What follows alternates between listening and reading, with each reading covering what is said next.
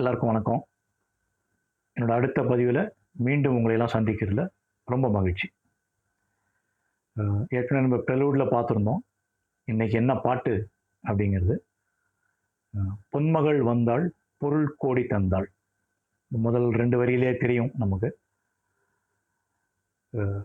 பொன்மகள் மகாலட்சுமி, அந்த அருள் வந்து எவ்வளோ முக்கியம், பணம் இருக்கிறது, அதுவும் போதிய அளவு பணம் இருக்கிறது அப்படிங்கிறது எவ்வளோ முக்கியம் அப்படிங்கிறத இந்த பாட்டில் நம்ம பார்க்க போகிறோம்.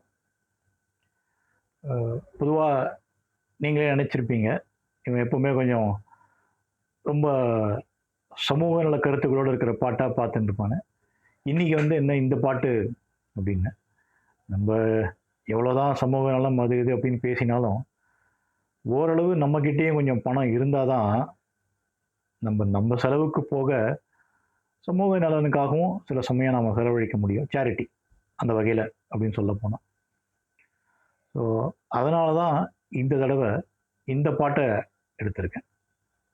இந்த பாட்டில் வந்து நாயகன் வந்து வாழ்க்கையில் சில லட்சியங்கள்லாம் வச்சுருப்பான். ஆக்சுவலாக அதில் ஒரு பெரிய அளவில் வாழ்க்கையில் முன்னேறி வரணும் அப்படின்னு நினைக்கும் பொழுது அவன் மனதில் வரக்கூடிய ஒரு ஆசை, நிறைய பணம் இருந்தால் எப்படி எப்படிலாம் இருக்கலாம் அப்படின்னு.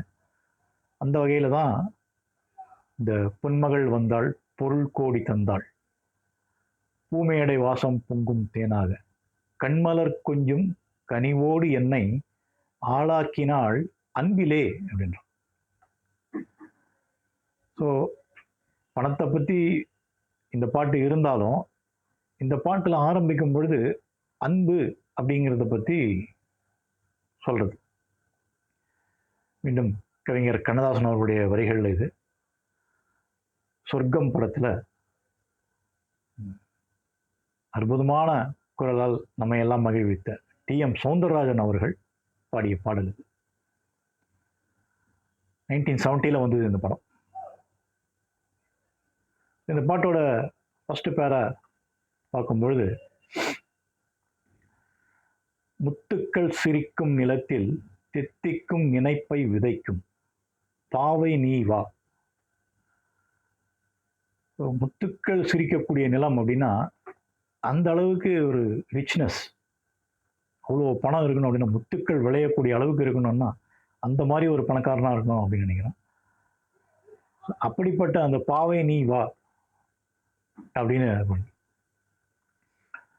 அடுத்தது சொல்லும்போது, சித்தத்தில் மயக்கம் வளர்க்கும் யோகமே நீ வா, சொர்க்கத்தின் வனப்பை ரசிக்கும் சித்தத்தில் மயக்கம் வளர்க்கும் யோகமே நீ வா.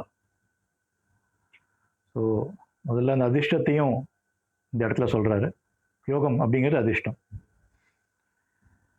அதுக்கு அடுத்தது சொல்லும் பொழுது, வைரமோ என்வசம் வாழ்விலே பரவசம், வீதியில் ஊர்வலம் விழியெல்லாம் நவரசம். ஸோ கையில் வைரம் வைடூரியம் தங்கம் இதெல்லாம் இருந்தால் பெரிய விஷயம் இல்லையா?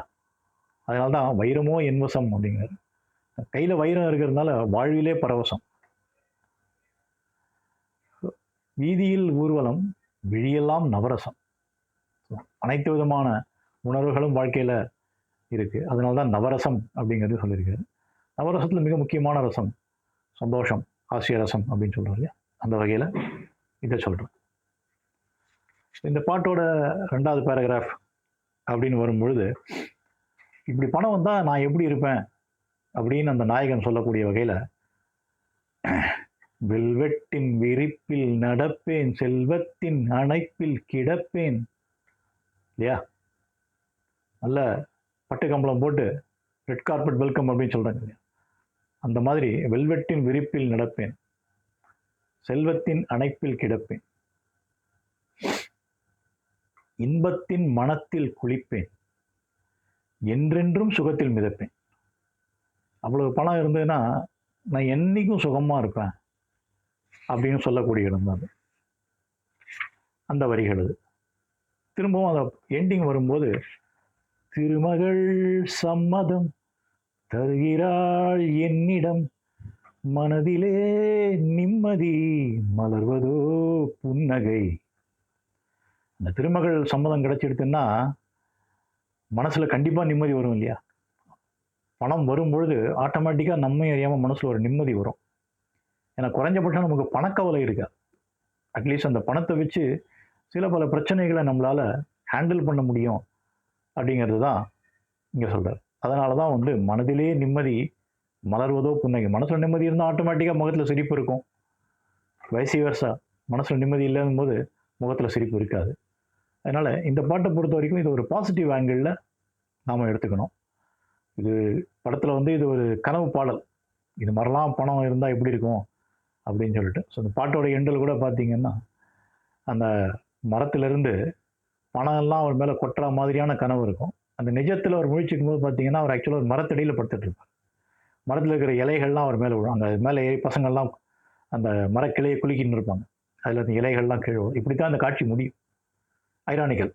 பட் நம்ம வாழ்க்கையும் இந்த மாரி தானே. நமக்கு நெறைய ஆசைகள் இருக்கலாம். இது வேணும், அது வேணும், இப்படி வேணும், அப்படி வேணும்ன்ட்டு.